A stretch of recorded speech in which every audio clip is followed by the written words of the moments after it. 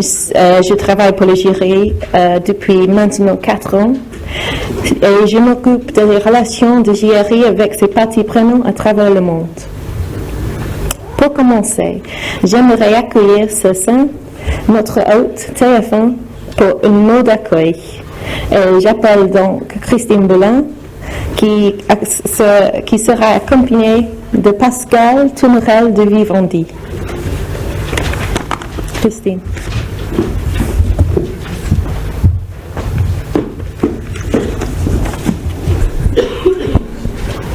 Bonjour à tous. Tout d'abord, bienvenue.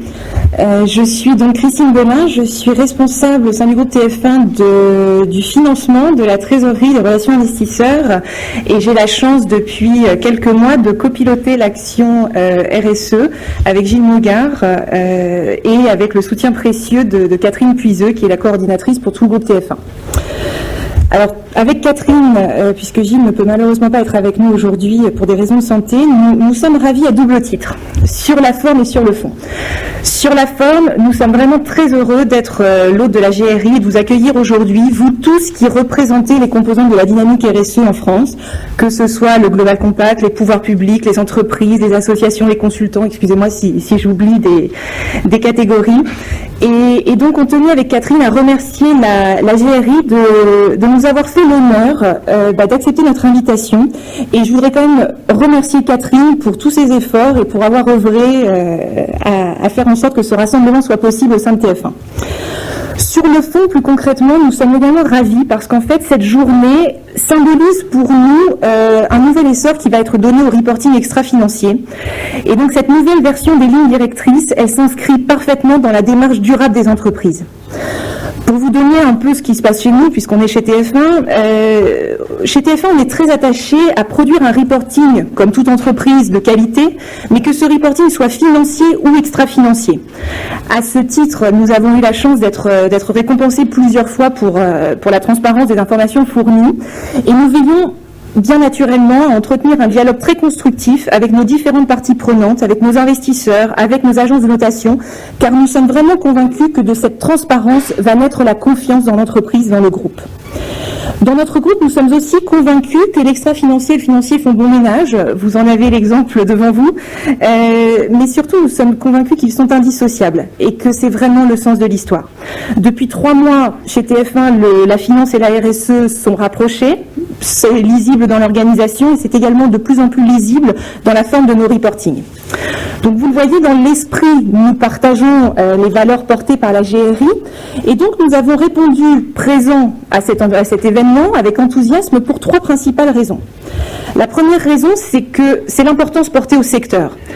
En fait, notre démarche RSE, de plus en plus, elle s'attache aux enjeux sociétaux. Donc pour un média, c'est l'empreinte sociétale des contenus produits et diffusés. Et forcément, nous ne pouvons que nous satisfaire d'un référentiel qui, pour la première fois, propose des développements sectoriels et qui conduit les entreprises d'un même secteur à se saisir de leurs propres enjeux. La deuxième raison, c'est la méthode de travail, l'aspect collaboratif qui donne toute légitimité à un référentiel. À TF1 aussi, nous souhaitons aborder ces domaines non pas tout seuls, mais avec d'autres représentants du secteur média en France, en considérant que notre rôle de média, c'est aussi de fédérer des énergies positives avec des entreprises qui partagent le même écosystème.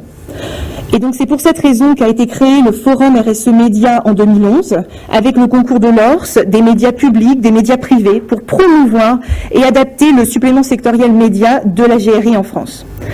Et enfin, la troisième raison, c'est la pertinence et la matérialité des indicateurs. Le principe de matérialité fortement mis en avant dans la G4, nous en sommes ravis. De notre côté, nous essayons aussi de travailler sur des indicateurs plus pertinents, notamment depuis la mise en œuvre de Grenelle 2, le travail que nous faisons avec notre certificateur indépendant. Et nous essayons de définir chaque jour des indicateurs matériels et de les mettre en application dans nos propres business. Et donc le but du Forum RSE aussi, au niveau collaboratif, c'est d'étudier et de développer ces indicateurs qui font sens pour nous, mais surtout qui font sens en fait pour nos observateurs.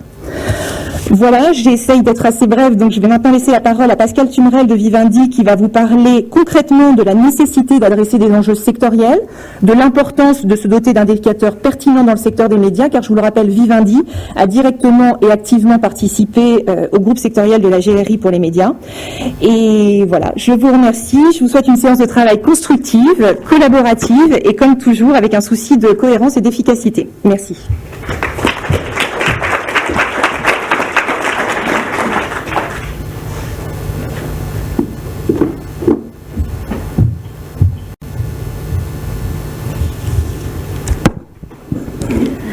Merci Christine, merci Catherine Puiseux et aux organisateurs de m'inviter à livrer ce court témoignage de Vivendi.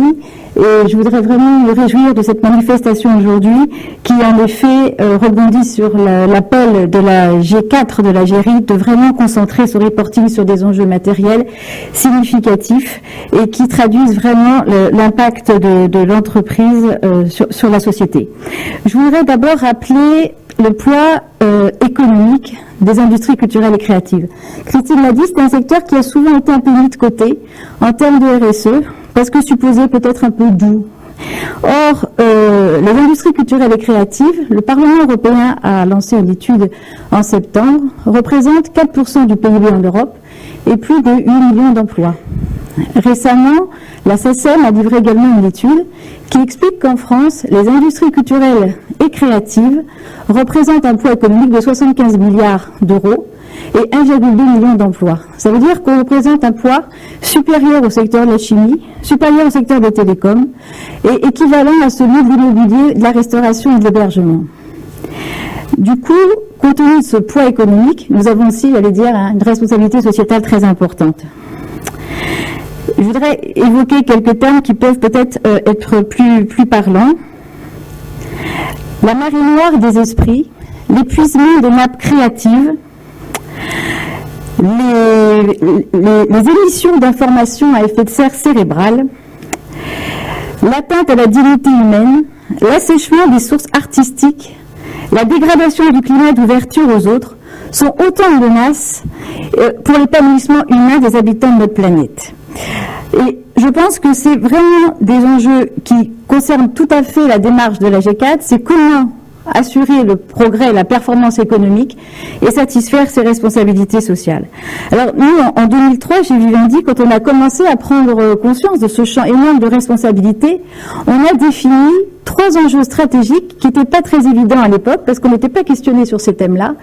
Et l'ambition, c'était vraiment d'accompagner le développement industriel de Vivendi sur des métiers qui étaient quand même, qui regroupent, je sais pas si je peux les rappeler brièvement, mais le groupe Canal+, premier en petit en France, mais également présent en Afrique francophone, en Pologne et au Vietnam, Universal Music, numéro 1 mondial de la musique, Activision Blizzard, les jeux vidéo, Internet avec SFR, et aussi Maroc Télécom et GVT au Brésil, qui maintenant se diversifient dans les médias.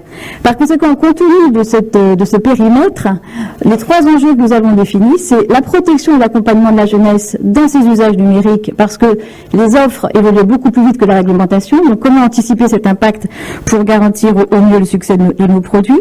La promotion de la diversité culturelle dans la création et la production de contenu, qu'on pourrait éventuellement comparer à l'effet de l'obésité intellectuelle en termes de risque. Et puis, le partage des connaissances qui comprend notamment des sujets aussi importants que le pluralisme des contenus, la liberté de l'information et l'accès à ces contenus et à cette information. Donc pour illustrer ce que disait Christine, comment on a décliné ça dans la gouvernance et dans la stratégie, parce que c'est aussi ça ce que rappelle la G4. En fait, on a défini dès 2004 des indicateurs, donc tous les métiers dans toutes les filières du monde, pour avoir un état des lieux précis et pour poursuivre cette volonté de partager ces enjeux avec d'autres, parce qu'on a en effet répondu très positivement et nous sommes très heureux à l'invitation de la GRI d'être membre fondateur du groupe de travail du supplément sectoriel média. Donc nous étions la seule entreprise française et nous avons aussi eu un effet sur d'autres entreprises telles que Bertelsmann, Time ou Warner ou Red Elsevier pour essayer d'insuffler dans ce groupe collégial qu'est la GRI, qui rassemblait à l'époque donc 12 entreprises et 12 nombreuses ONG, de ces indicateurs dans la grille du supplément sectoriel. Rappelant que la culture fait partie de la Déclaration universelle des droits de l'homme dans son article 27, que la protection des jeunes publics, c'est un enjeu considérable. Et d'ailleurs, je salue l'initiative du Pacte mondial de l'UNICEF et de Save the Children qui interroge maintenant sur les principes de l'enfant, comment les entreprises multinationales respectent la protection de l'enfant. Donc c'est un référentiel qui a été créé en mars 2012. Comment on favorise l'éducation aux médias, puisqu'on ne peut pas évoluer dans un monde qui va tellement vite sans montrer à la fois les risques et les opportunités de ces nouveaux outils numériques. Donc tous ces sujets-là, on les a partagés avec ces entreprises et qui figurent maintenant dans le supplément sectoriel de la GRI et qui sont confortés par la volonté de la G4. Enfin, pour montrer la dimension, la dynamique de l'intégration de ces enjeux dans la gouvernance, on a intégré ces critères assortis d'indicateurs précis dans la rémunération variable des dirigeants depuis 2010. Et comme l'expliquait Christine, en effet, l'extra-financier et le financier, on le découvre de plus en plus, font très bon ménage.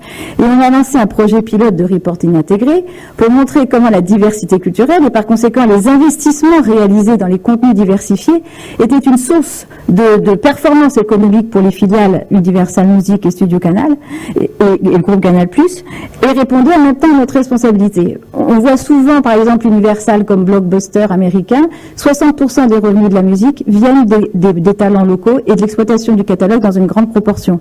Studio Canal a réussi à être le premier acteur européen derrière les grandes majors à Hollywood parce qu'il a pénétré le marché européen et qu'il s'est attiré tous les talents, réalisateurs, comédiens en Europe pour avoir des films de premier choix.